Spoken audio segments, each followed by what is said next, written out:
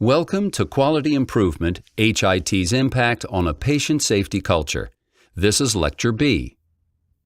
The objective for this lecture is to identify strategies for adaptive work that can be useful to HIT initiatives.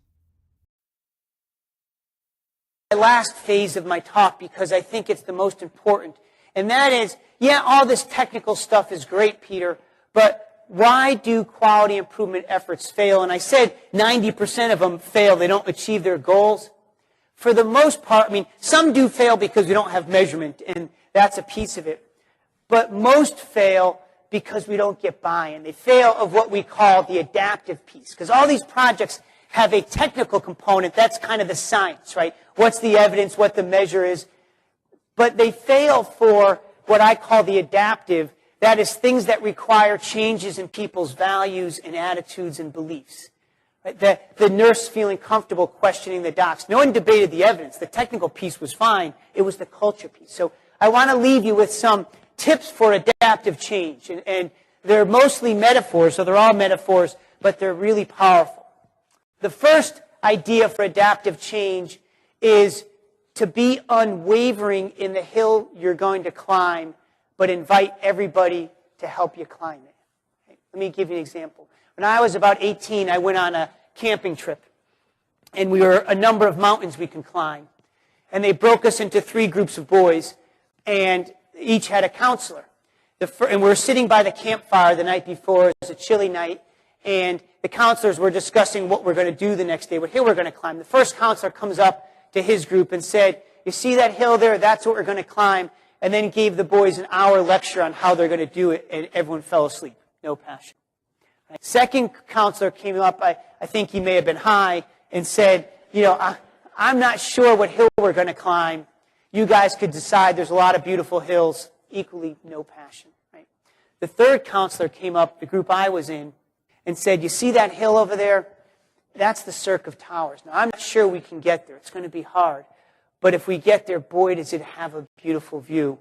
We're going to have to collaborate like we haven't before. We're going to have to pull together to do it. But I think if we do, we can make it," right? And that guy had a bunch of revved up boys ready to work. And I see all the time these leadership failures where we either micromanage how you're going to do it, right? And we don't tap that wisdom. Or the opposite, we're laissez-faire and you do whatever you want. And again, there's no direction, right? So we will eliminate catheter-related infections, right? There was no wavering. I didn't want to hear any whining about it. But I was humble enough to say, but I need your help to do it. I don't know how to do it. Please join in the group. Balance is key. The second is make sure there's no monsters in the bathroom. No monsters in the bathroom. So let me tell you the story. When my son was in 3rd grade, he came home from school and said, Daddy, there's monsters in the bathroom." I said, "Oh, yeah, okay, Ethan, great." Next day, he comes back, clearly distressed. Daddy, there's monsters in the bathroom. I'm afraid to go in there." So obviously, I was concerned. I called the school and said, "Hey, help me understand what's up. Ethan's afraid to go in the bathroom." And the teacher chuckled and said, we put in automatic flush toilets and nobody told the kids." Right? And think about the way you roll out quality programs, right? Or we roll out information systems, right? We don't have the greatest, what I call containing vessels to communicate with the staff about what the reason why we're doing it, and they see it as monsters in the bathroom. So make sure that there are what I call containing vessels to communicate with your staff about why this is going on, because if you don't, you will get resistance. The third key principle is surface the real and perceived loss. Now, let me ask you a question. How many of you think that clinicians, and doctors in particular, resist change? Most people resist change. Let me ask you to think about this a little bit deeper, perhaps a little bit differently. If we were to give most of you, or most of our faculty, a winning lottery ticket for $100 million, unless you're independently wealthy, almost all of us who are staff, well, it would change our lives pretty dramatically. And I doubt if any of you or them would say, "Oh no, Peter, you keep your $100 million. I hate change. Change isn't good. I don't want $100 million. Now, that would never happen. Why? Because we don't fear change, we fear loss, and loss has a real component. It may take things longer, and it's perceived that you don't communicate effectively. So, without tackling those monsters in the bathroom, when we first started doing this, nurses questioning doctors in the whole state of Michigan in every hospital, it was, they're revolting, they're taking over doctors' roles. It was like Animal Farm. It was nothing like this, but the case was that, in many cases, we didn't communicate the message well and the perceived loss. In the decision-making sciences, people may ask, how do you make the right decision? What's the strategy for making right decisions? The right decision is the one that the team supports, the one that they agree to implement. Forget which one is right or wrong. There's often no right or wrong effort. It's the one that the collective group agrees that they're going to implement. Because if you don't have that, it won't work. So surface the real and perceived loss. The next idea for this adaptive change is value the dissenter. Value the dissenter. So let me frame this for you, because most of us in quality have got the concept that individual people aren't to blame, that it's a system problem. Although I think, quite frankly, our nursing boards may still need to get that message a little, and pharmacy boards may need to get that message a little clearer. But when things go wrong, we generally, maybe we went too far on the systems.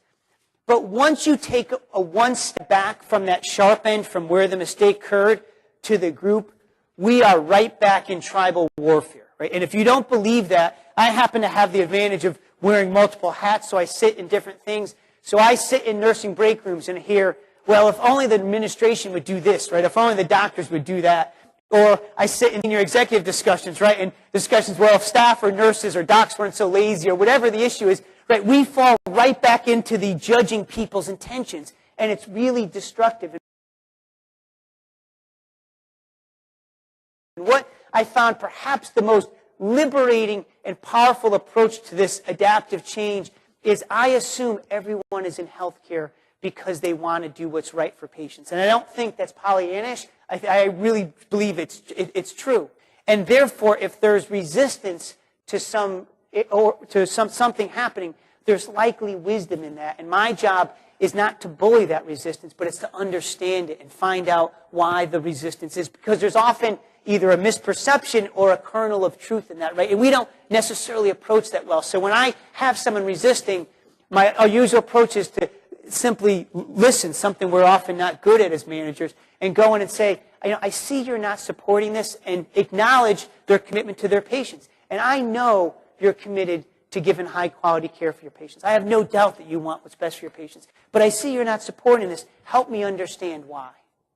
Right? And then I just listen. And often I find there's some unintended risks for this stuff that I hadn't think of, and they're right, but the way they expressed it was the whole thing was shot because of this risk. And I said, okay, how do we then manage that particular risk you're having?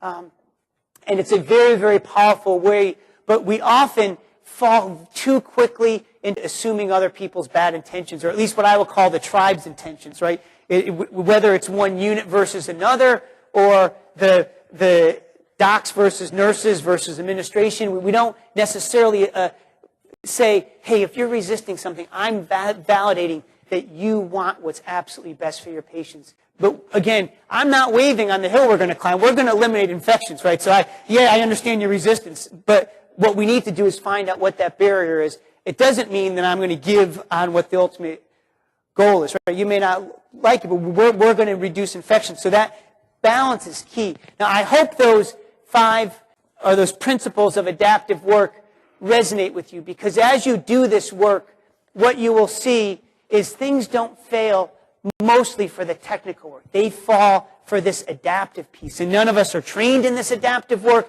and it's really where the culture change lies.